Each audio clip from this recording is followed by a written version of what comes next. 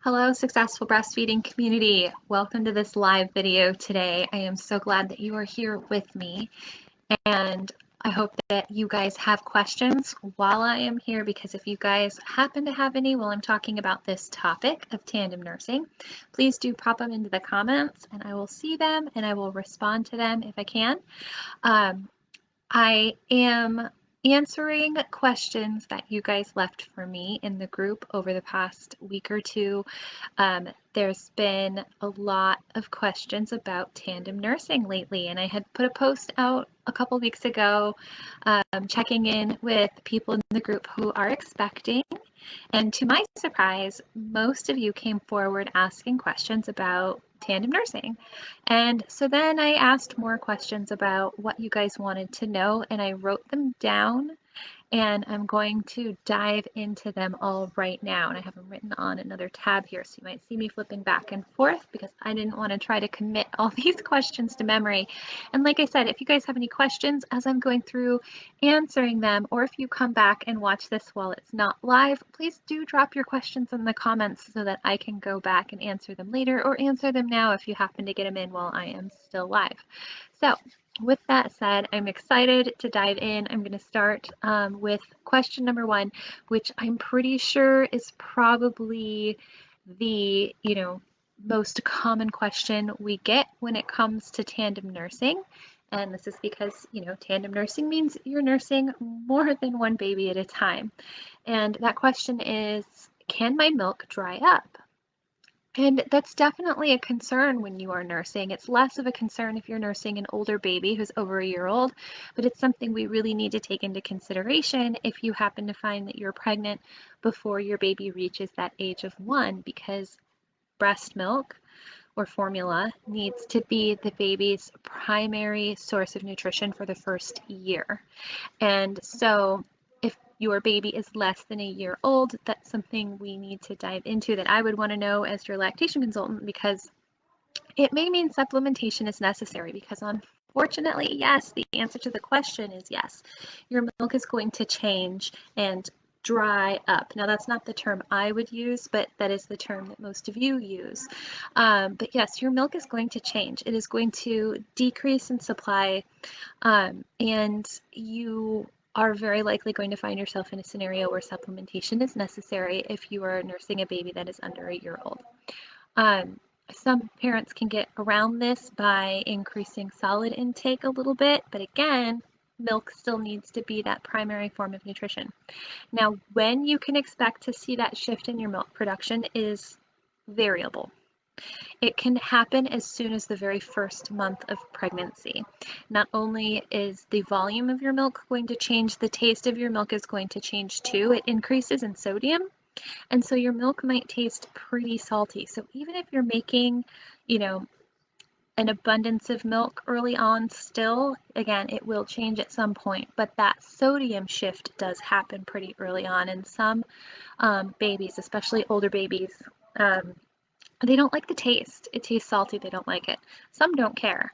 I happened to tandem nurse my oldest and my second child, and my son was 19 months, I think, when I got pregnant again, and he did not care about the taste change. He did not care about the fact that my supply was basically nothing. Like, even if I tried to hand express, nothing was coming out.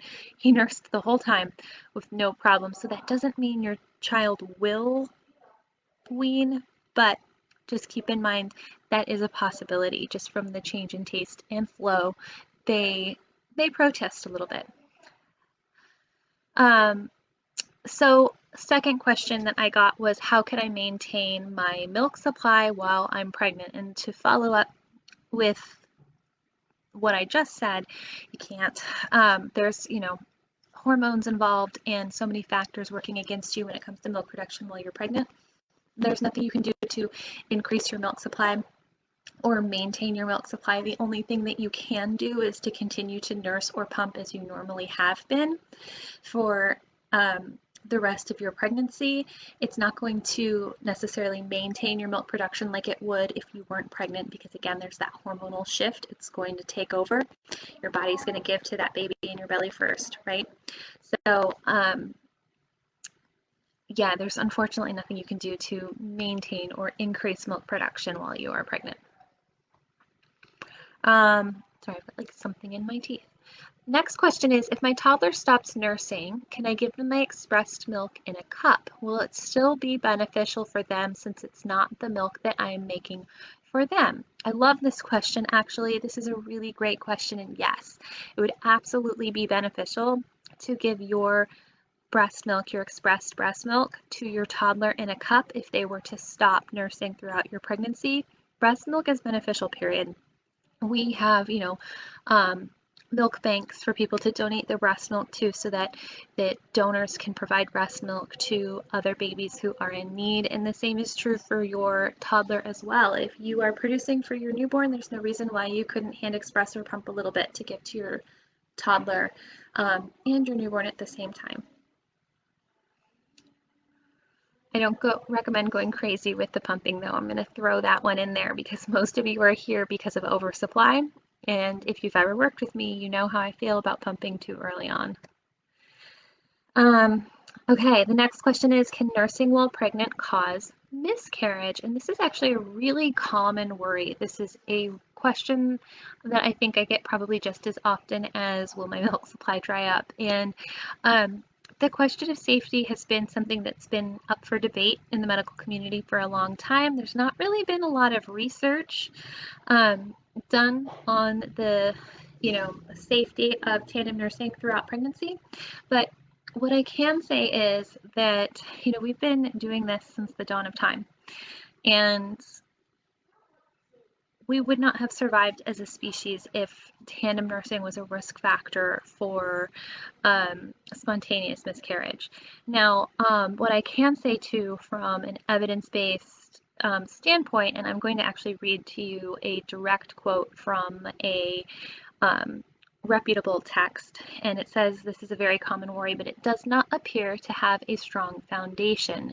A recent review of research on the pregnant uterus reveals that there is actually no theoretical basis for the common concern that breastfeeding can lead to miscarriage or preterm labor in healthy pregnancies.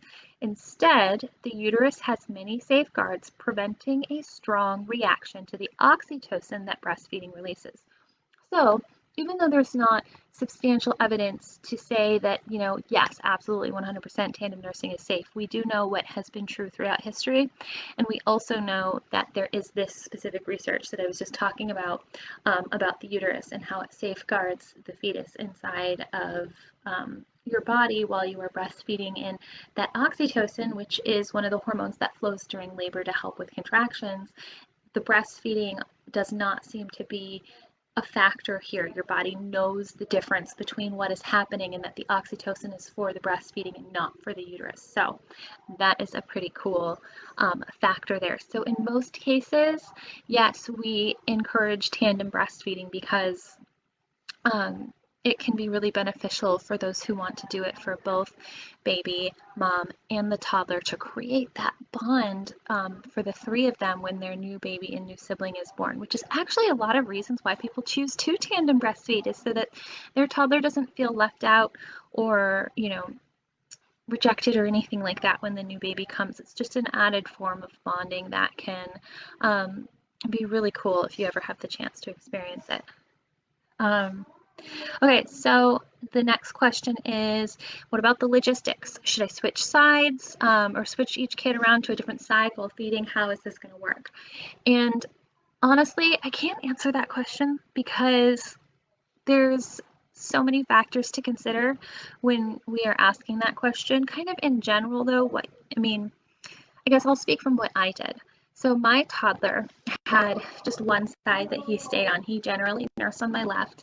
And for the most part, when he would nurse, when his sibling was born, he would stay on one side, he would drink for a little bit, and then he would be done. Now, he was 2 when his sister was born, so he was not needing my milk because solids were very well established. So in my case, in my scenario, My toddler would nurse on my left side, my newborn would nurse on my right, and if my newborn needed more milk after that, I would top my newborn off on the other side that my toddler had finished on. Now, between those times, I would, offer my newborn whatever side I wanted my newborn to be on. That part didn't really matter. I was always focusing on feeding my newborn first, and my toddler could just come in whenever he wanted a little nursing session. And your body is going to keep up, so you don't really need to worry about that too much because it works on a process of supply and demand. The more you demand, the more you'll supply. So if your toddler wants to nurse a little bit more, that's okay. We don't need to worry about your toddler robbing milk from your baby or anything like that. Let's see, a couple points I wanted to cover that weren't necessarily asked in the group. I'm going to touch on these really quickly. Number one, it's just biologically normal to tandem nurse, and historically mothers have been doing this so for all of time. So we would not have survived as mammalian species if we were not able to provide for our babies through pregnancy, through breastfeeding, and then again through pregnancy and tandem nursing. Also, just so you guys can put your mind at ease, your body's going to switch over to colostrum when you're nursing a newborn. Your baby is not going to miss out on the colostrum phase because we talk a lot about colostrum prenatally and how important that is for your baby to have.